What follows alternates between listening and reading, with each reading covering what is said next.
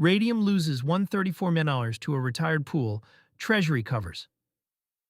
Raydium, one of the largest decentralized exchanges on Solana, confirmed on June 10, 2026, that an attacker pulled roughly $1.34 million out of 5 deprecated liquidity pools tied to its retired AMM V3 program. The exchange said no current users lost funds and that its treasury will cover the full amount. The disclosure was reported by CoinGecko and confirmed in Raydium's own update. The drained pools were old Serum-era markets that stopped being routed through the official interface years ago. Solid USDT Ray, Solid ETH Ray, SRM Ray, USDC Ray, and Ray Sol. According to Raydium, the assets taken came to about 893,700 USDC, 177 Ray, and 5,603 Sol. With Solana trading near 64.37 as of June 11, 2026, the SOL portion alone is worth around $360,000. A program that was supposed to be dead. The AMM V3 program was phased out in 2021 after the collapse of the Serum order book it relied on.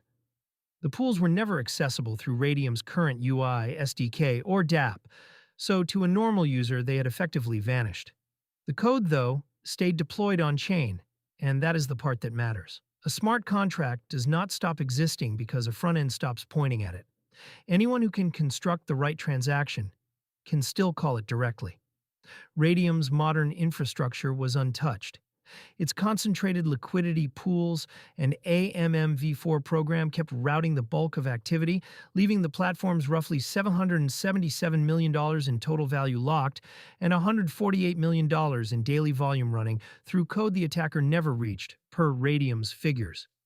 The damage was contained to the forgotten corner of the system. The flaw was in how LP tokens got minted. The reported root cause sits in the liquidity provider mint logic of the old program. Raydium said the AMM V3 code did not properly verify the LP mint address, which let the attacker supply a fake mint and slip past the checks that are meant to keep a deposit proportional to the pool. With those guardrails bypassed, the attacker could mint LP tokens that did not correspond to real value and redeem them against the genuine reserves sitting in the pools. That class of bug is unglamorous and specific, which is the point. This was not a flash loan price oracle game or a governance takeover. It was a validation gap in deprecated code that nobody was watching, exploited because it was still callable. Decrypt placed the incident inside a wider run of DeFi attacks in 2026, a year in which abandoned and legacy contracts have repeatedly turned into the soft entry point. Treasury reimbursement instead of a negotiation. Rather than open a public plea to the attacker or wait on a bounty, Raydium said Treasury funds will fully reimburse the affected assets.